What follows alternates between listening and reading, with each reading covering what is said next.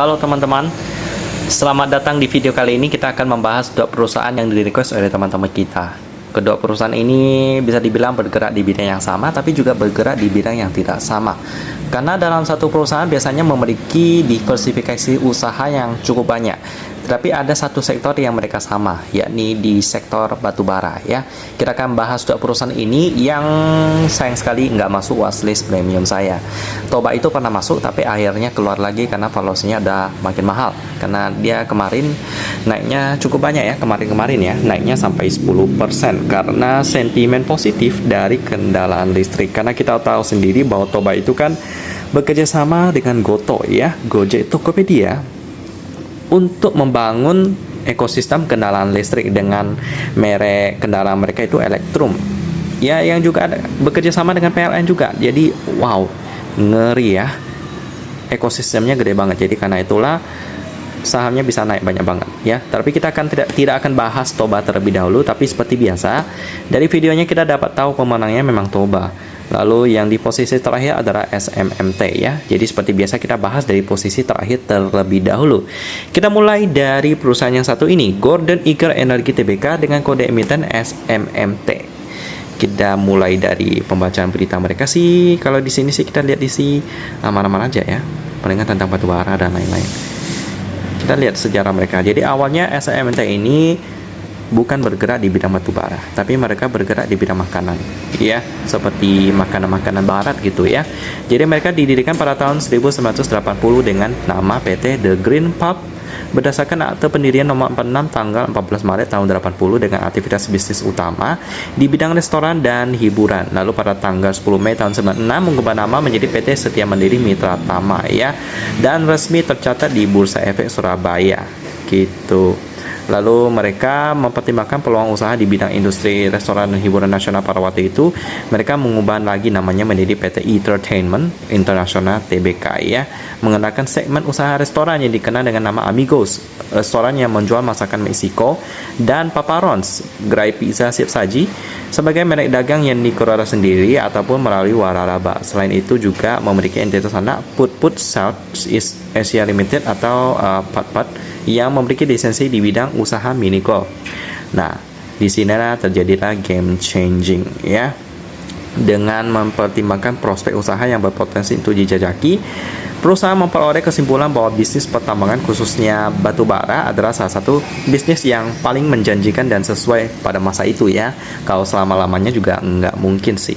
Dan akhirnya mereka dalam kurun waktu 10 tahun terakhir, industri batubara nasional mengalami peningkatan signifikan dalam produktivitas maupun harga jual.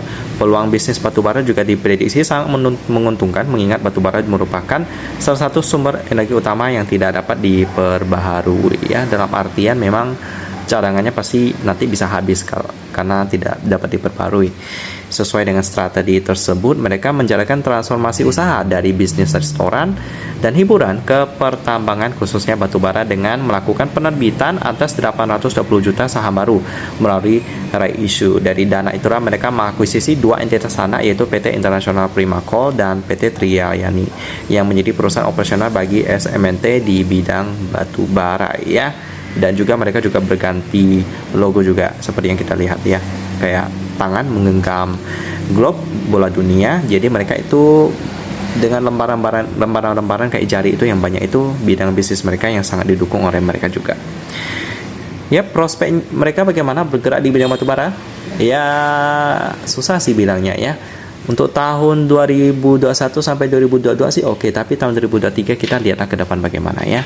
Apalagi dari konferensi tingkat tinggi ya, KTT ya, itu dibahas banyak sekali yang membahas tentang beralih ke sumber energi yang lebih bersih seperti ya surya, bayu, hidro, dan juga kendaraan listrik. Jadi kemungkinan batubara akan mulai redup sih ke depannya, tahun depan ya. Jadi kita lihat ke depannya bagaimana. Jadi tetap berhati-hati di SMT ini karena diversifikasi mereka ini juga kurang ya. Harus hati-hati. Selanjutnya kita lihat pemegang sahamnya. Ada porsi masyarakat 16,35%, lalu Mutiara Timur Pratama memegang 43,65%. Kalau kita baca di sini sih aman-aman aja ya. Jadi langsung kita lihat ke laporan keuangan daripada SMMT ini. Kita cari dulu. Ini dia. Lalu kita lihat di kuartal ketiga karena dia udah update ke sana. Penampilan daripada IDX sudah berubah ya karena udah update ya. Nah, kita download yang ini dulu. Kita bandingkan dengan yang ET Business. Mata uang pelaporannya itu dalam bentuk rupiah pembulatan satuan. Kita coba cek. Untuk laba rugi yang dapat diatribusikan ke entitas induk itu 282 miliar rupiah. Yap, dengan PER 6,03 kali. Ini masuk watt standar sih. Liquidity-nya juga cukup oke. Kita lihat aset lancarnya gede sebesar 234 miliar. Liabilitas jangka pendeknya 134 miliar. Jadi masih lebih gede. Aset lancarnya 100 miliar. Untuk turnover hariannya 20 miliar rupiah. Ini bagus, tapi hari ini dia merah cukup parah ya. Ya, karena valuasinya juga standar aja sih, apalagi prospeknya mereka diversifikasinya kurang, cuman batu bara aja yang mayoritas. Jadi agak berbahaya ya. Jadi itulah kenapa pemenang video kali ini adalah Toba. TBS Energi Utama Tbk dengan kode emiten TOBA atau kita panggil Toba. Langsung aja kita lihat pemenang kita hari ini yang juga merahnya cukup parah ya, karena kemarin udah naik banyak banget, jadi dia hari ini minus sampai 5%. Kita lihat berita-beritanya. Wow, Elektrum dan Pertamina NRE menjajaki kolaborasi ekosistem ya. Mantap ya. Ini sih memang pemainnya koneksinya kuat-kuat banget sih. Sampai Pertamina bisa jalin kerjasama. Goto juga, Toba juga. Wow. Ini sih kasihan ya perusahaan-perusahaan lainnya ya, karena direbut sama proyek-proyeknya. Kita lihat sejarah daripada perusahaan ini terlebih dahulu. Di sebelah sini. Ini lengkap banget. Jadi mereka ini perusahaan energi terintegrasi yang berfokus pada pengembangan energi bersih dan terbarukan ya, memiliki usaha di bidang listrik, pertambangan dan perkebunan. Nah, ini cukup terdiversifikasi. Nah, ini yang saya suka. Jadi mereka nggak sembarangan diversifikasi, tapi sektor-sektor yang mereka diversifikasi ini prospeknya cukup bagus ya. Contohnya seperti perkebunan kelapa sawit, itu prospeknya sih cerah sih. Ini nggak tergantikan lah karena menjadi kebutuhan orang banyak. Lalu listrik juga energi. Mereka awalnya memang bergerak di bidang uap batu bara, cuman kedepannya mereka akan menambah seperti di sektor surya, bayu, bahkan baterai listrik. Nah, ini perusahaan yang saya suka, iya, karena mereka melihat mereka berkembang, mereka tidak berpatokan dalam cara lama, tapi mereka selalu berkembang. Ini yang bagus banget. Sempat berganti nama banyak banget. Mereka berdiri dengan nama PT Buana Persada Gemilang berdasarkan akte nomor 1 tanggal 3 Agustus 2007 ya tahun 2007. Jadi masih dibilang masih kalah dengan SMNT yang didirikan pada tahun 80. Jadi meskipun cukup mudah, tapi mereka ini cukup matang loh ya.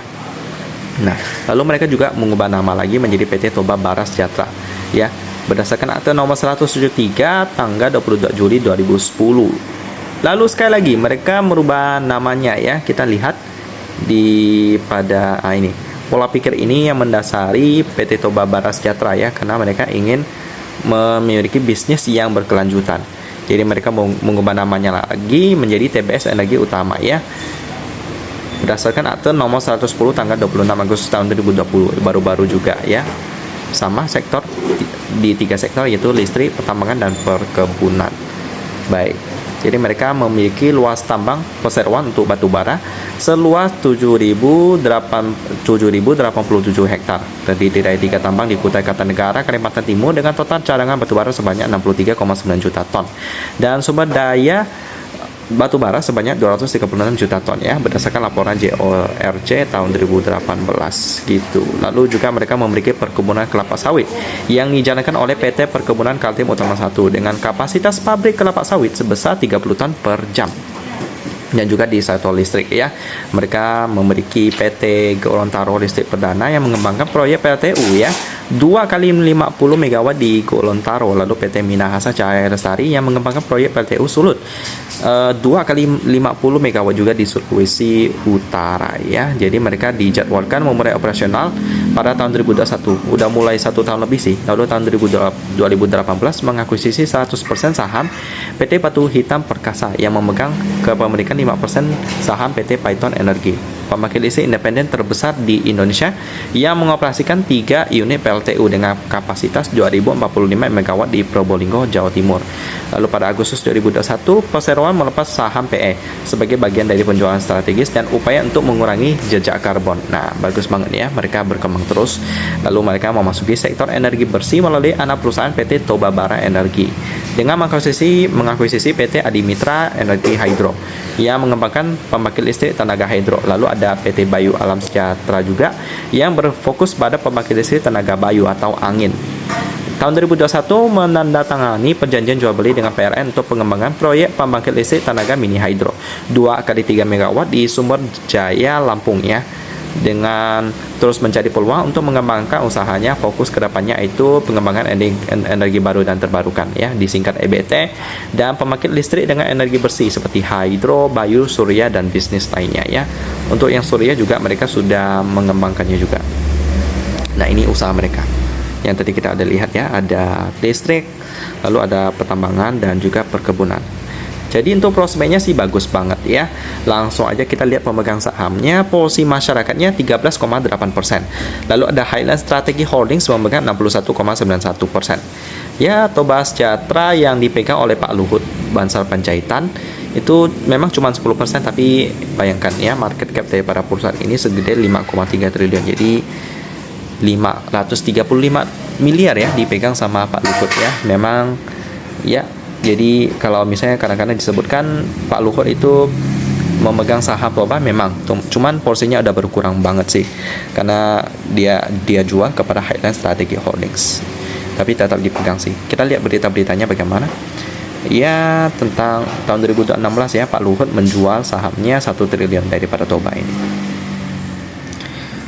Oke ya, paling gitu-gitu aja sih, aman-aman aja. Jadi ada berita yang menarik. Tahun 2021 emiten Toba dapat proyek dari BP Batam ya. Nah, ini yang pembangkit listrik tenaga surya yang ada di Batam yang terapung-apung di perairan. Nah, menandatangani nota kesepahaman dengan Badan Kepengusahaan Kawasan Perdagangan Bebas dan Pelabuhan Bebas Batam ya. Jadi proyeknya itu adalah pembangkit listrik tenaga surya terapung. Jadi pembangkit listrik tenaga surya itu memang membutuhkan tempat yang luas, dan biasanya kalau untuk dibangun di petanahan itu biasanya kan memakan tempat tuh. Tanah kan bisa dibangun perumahan, peternakan. Kalau dibangun untuk PLTS itu kadang-kadang kurang efisien ya. Tapi terkadang juga ada proyek yang bisa dimodifikasi sih, seperti misalnya peternakan ayam yang di atapnya itu memakai contohnya PLTS, tapi itu perlu riset sih. Tapi di Indonesia masih jarang ya, di luar negeri sudah ada beberapa, saya lihat di YouTube juga. Cuman salah satu solusinya adalah membangunnya di perairan, karena di perairan kan kita nggak bisa bangun rumah ya, palingan kalau di perairan kita tangkap ikan palingan, atau tambak udang dan lain-lain, memelihara ikan. Cuman masih oke kalau di perairan ya, cuman masalahnya paling ya gelombangnya ya, paling harus di perairannya agak tenang gitu. Jadi itu yang dikembangkan oleh Toba ini.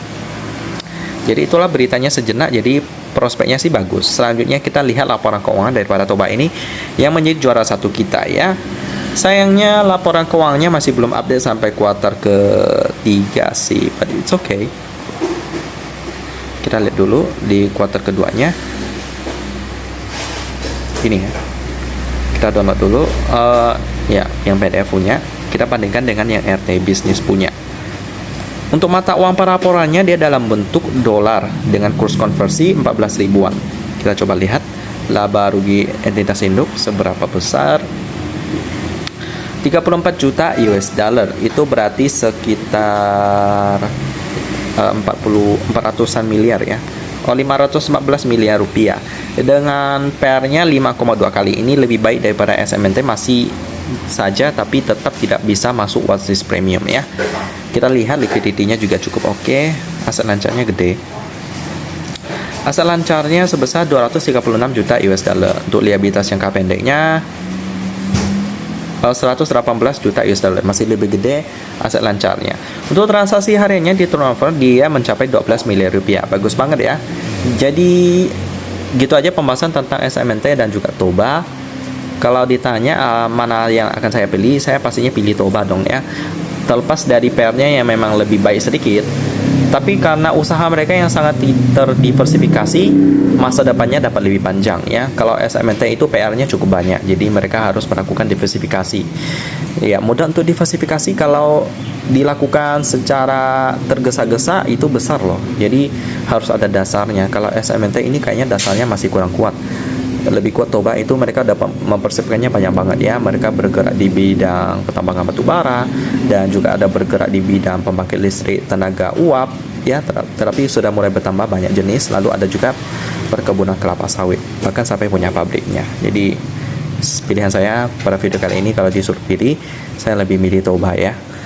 Kalau mau diversifikasi, palingan diversifikasinya ke beberapa saham di dalam watchlist saya ini ya. Seperti ini juga, dia juga ada membuat banyak sekali diversifikasi di sektor batu bara, lalu ada kendaraan listrik, lalu ada juga di bidang IT, bahkan sampai sektor kesehatan juga mau mereka tekuni. Ya, dan juga ada beberapa saham lainnya ya. Jadi silakan Toba, it's okay, dan silakan diversifikasi dan memakai uang dingin. Gitu aja pembahasan tentang kedua perusahaan ini, semoga bisa membantu dan kita ketemu lagi di video selanjutnya.